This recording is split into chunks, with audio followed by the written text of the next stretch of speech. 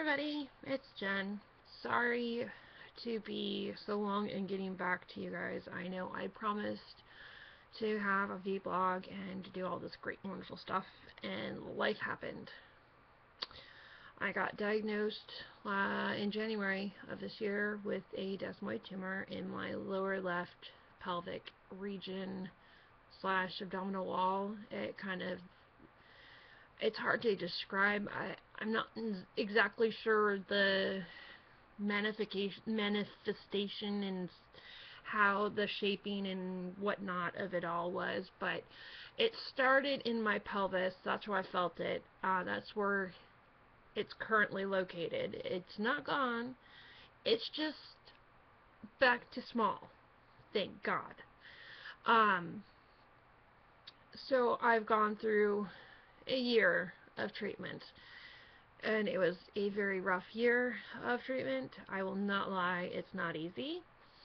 I started at the University of Florida Shands Hospital with an oncologist there, and the good thing about that oncologist is he understood how debilitating this tumor was to me. I mean, it completely hindered my ability to walk, to bend, to move, to bend. I was just getting into riding bikes with my fiance and getting active and trying to lose weight, and obviously I've lost weight. Not exactly how I would want to. The cancer diet really sucks.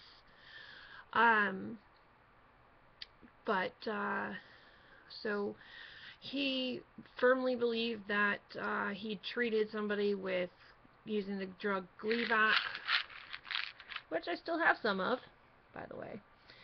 It's a $20,000 drug. Yeah, $20,000 for 1 month. Yeah, this is generally used to treat leukemia. Initially I started on 400 milligrams, and then it was increased to 800 milligrams. My tumor didn't like it. Instead of making it stop growing, it grew exponentially, which scared the bejesus out of me. I mean, and my doctor wasn't having any of it. The only bonus that he gave me was I got my disability tag for my car. Yay, because I can't walk. It annoys the crap out of me still that I really can't walk. I got my walker, and I have a wheelchair. Wheelchair is used only when I go to the doctors, and I'll explain why I have to use a wheelchair, because usually my day is packed. I mean, packed. So that was a bonus. So May 1st was my last appointment with that doctor. May 2nd was my first appointment with my new doctor, who is at the H. Lee Moffitt Cancer Center in Tampa. I can't believe I waited so long to jump ship and go there for a second opinion. It didn't take me long to get in there. I called requesting a appointment. The only thing I had to have happen was have my records sent from Shands to Moffitt so that they could determine which department I needed to get to. First, I was told that I would be going to the GI clinic, where they have a surgeon there that actually his personal research interest is in FAP, and he's a pretty cool doctor. Being that he's a surgeon, he's not really interested in me because I'm not a surgical patient. He can't really do anything for me, because he's obviously not going to be cutting a desmoid out of me, and I already have an ostomy, so that's the end of the fun for an FAP patient. My colon's already gone. Ha! So I actually got into the sarcoma clinic, which is the correct place to be if you have or think you have a desmoid and you have FAP or Gardner's or whatever. Sarcoma is where you need to be. Yes, sarcoma. I did a lot of research, a lot, and I tried really hard to guide my doctor at Shands because I was really used to being at Shands and all that, and I loved my GI doctor there. I still do. I think he's fabulous. He's done an awesome job following me through the years. So, you know, I went to MD Anderson's website. I wish I lived in Texas because I would totally go there in a heartbeat. They are on the top of their game when it comes to desmoid research and how to properly treat desmoids. So when it came to my options and what I wanted to do, I knew where I wanted to go. My doctor, his name's Damon Reed. He's a pretty good guy.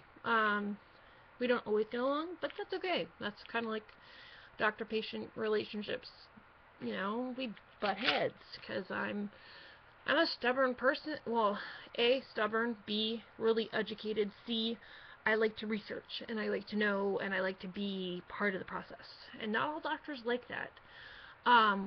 But he had a game plan. He was well aware of what, you know, the normal way to go about treating desmoids. He's treated desmoid patients. He was actively treating another desmoid patient. Whether or not they had FAP, I have no idea. But he has treated FAP patients, or as I like to say, Gardner's patients, because that's what you are after you have a desmoid. You're a Gardner syndrome patient. You're not an FAP patient anymore. FAP ceases to is the overall summary. When you get into the weirder stuff, that's the difference between FAP, familial adenomatous polyposis, and Gardner syndrome. So, you know, he said NSAIDs, which obviously I'm well past that. That was number one. Then there's NSAIDs with tamoxifen, and he said adults generally don't really do well being treated with high levels of tamoxifen, which is known as a breast cancer treatment drug. Another thing that he told me to do was I had to get off my birth control ASAP because I was on, he said, apparently desmoids are or can be estrogen receptive, so they can, you know, grow crazy when sorry, brain fart. So I was told I had to get put on, you know, I had to switch from my estrogen-based birth control to a non-estrogen based one, and so I was switched to the Depo shot because that's the only one that that really actually I could do, because the mini pill really is not effective, and my gynecologist, and B, my oncologist were like, no, not an option. I mean, it's an option, but it's not a non-option. So I had to fight really hard to get my insurance company to cover it while I was still covered by my insurance. Yeah, that's a whole nother story. But so, and then he was talking about the sornitinib, which is Nextavar, was step 3, but because I was on Gleevec and failed, if you look, oops, sorry, it's an inib. It's oh gosh, I forgot. They're proteakinase inhibitor. It's some kind of protein thingy madoohickey that it affects the cell growth, whatnot, and targets certain things. I discovered this, which I was told sold, as in snake oil, 6% chance of shrinking my tumor. 6%. 6%. I spent almost 4 months on this drug. Almost. Waste of time. Not only time, but it made me really sick. I mean, really sick. As in, I don't even remember what happened. Like, I apparently was like a zombie. Yeah, I don't know. So, that went by. And I got my lovely port installed. I love this thing. It will never leave my body. Yay for no more beaten up veins. So I started chemotherapy. My first treatment option that I did was a combination of vinblastine and methotrexate, which I did weekly for like 9 cycles. So 9 weeks before the side effects got to be too bad. I had really, really bad, oh crap, what is it? Where you can't feel things. Neuropathy. Sorry. Chemobrain still exists in this brain. It's confused still. I had really bad neuropathy in my hands. It started in my feet, and then it went to my hands, and I couldn't type. It was bad. So they gave me 1 week where I was just on methotrexate, and then the following week 10, it was supposed to be 26 weeks straight, and then the next 26 treatments cycles would be every other week. So a year and a half of vinblastine was was what I was supposed to do initially, and that's when I lost my hair. I had when I knew I was going to be starting chemotherapy, like real chemotherapy. Obviously Gleevec is chemotherapy. It's an oral chemotherapy agent. There is risk of losing hair with that. It's a side effect. It's possible. I had thinning, but not really any loss. Nausea, yeah. The worst thing, losing my hair, I really honestly didn't care. Technically, it does grow. It's really, really weak. It breaks. My hair is really not, hasn't really done so great. But I've also been tossing poisons into my body for a year, so, not really worried about it.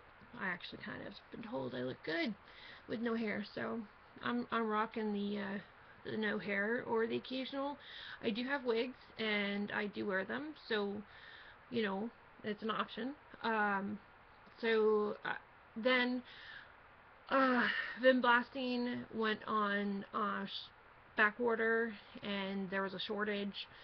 So my doctor, having known that I was already having issues with vinblastine, decided that it was time to try Plan B with the chemotherapy, which is Doxil, which is a form of doxorubicin. It's in a liposomal thing. It's bright red. It looks like Kool-Aid. It really fucking sucks. I can honestly say that it really, really sucked. Oh my god, sucked. It made me so sick. I mean, oh my god. I survived 3 treatments before having a adverse reaction so bad I landed in the hospital for a week while they tried to figure out whether I had some kind of wacky infection or if the chemotherapy was the reason why I had this massive rash all over my body. I mean, 70% of my body was covered in rash. I had all the bad effects. I had hand-foot syndrome, which is where your hands and feet turn bright red. They swell. They're painful. There was 2 weeks that I couldn't use my hands. I mean, I couldn't bend my fingers. I was like using claw fingers. If I wanted to wear a bra, my fiance had to put it on for me. So yeah, that really, it sucked, but it worked. It really did. It did a really, really good job. So that actually was the start of seeing a true change in my tumor, which was really great. But I guess chemotherapy and I just really don't do well. Although I did tell my doctor, I said, you know, this is going to sound nuts, but if I had to do it again, I would. And he's like, I really don't want to do that to you. I really don't think it's a good idea.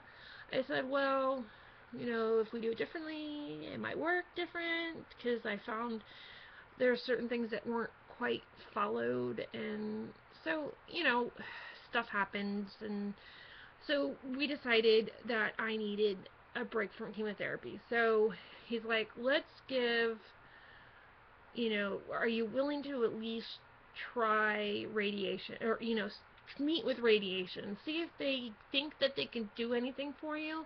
If they can, great.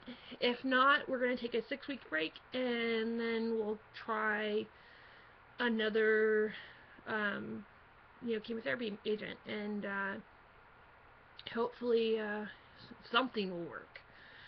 So that's when I started radiation toward the end of October. I was doing it all through November.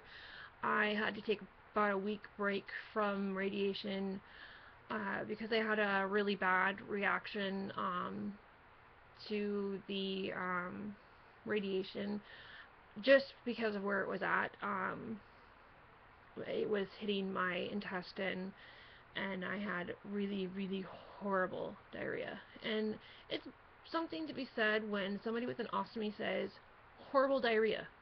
I mean, it was so bad, it took 3 different drugs to get it under control. I was on Lamodal, Imodium, Lamodal, and tincture of opium. Yeah, tincture of opium. I hadn't been on any of those since I had my surgery. So to go on 3 antidiarrheal agents just to get my guts to slow down so that I wouldn't get dehydrated, that sucked. So it kind of was hard to go back. You know, then I came home for Thanksgiving. That happened right before Thanksgiving. So I got that week as a break, and I cried on Saturday and Sunday before, because I didn't want to come back. I didn't want to go back to Tampa to finish my radiation, because I already had a horrible radiation burn going. It was brutal. It was painful. It hurt. It sucked. Ugh. But I did it, and I actually finally, for the first time, got to ring the bell saying, yay, I finished my treatment. So I finished radiation the beginning of December, and as of now, currently, I still have my tumor, but he's a lot smaller. And so the story behind the name of my tumor is, I'm Jewish, and my fiance said, we have to name this asshole. And he's like, you know what, I have the perfect name. And he said, we're going to name this asshole Adolf, because he's trying to actively kill my favorite Jew. So, Adolf, I have beaten you so far. Round 1 goes to me. Ha ha ha ha. So I just wanted to let you guys know that that's why I haven't been posting at all. I plan on posting more videos in the weeks to come, you know, because there's a lot of topics to cover, and I'm going to do, eventually, hopefully get around to creating a slide show of my year in treatment. And hopefully, with any luck, I'm not jinxing myself for 2014, because I told myself I wasn't going to do that. Because I did that to myself in 2012. I said, I want 2013 to be the best year ever! And it wasn't. So, not wishing anything, but hopefully things will work out a little bit easier in 2014. So, with any luck, that'll be the case. And I apologize that it's a 20-minute video, but I just wanted to, let you guys know I'm alive, that I have been dealing with a desmoid tumor, and if you have any questions about the experience, about the drugs, about anything, message me, comment, whatever, and hopefully I'll be able to, I'll respond with, proper timing, hopefully. I can't promise anything because my brain is a bit scattered still from chemo and radiation and all that stuff. I'm still really tired. I still have a long way to go, but I'm finally, on the right side of things, I think. So, 80 pounds later, cancer diet.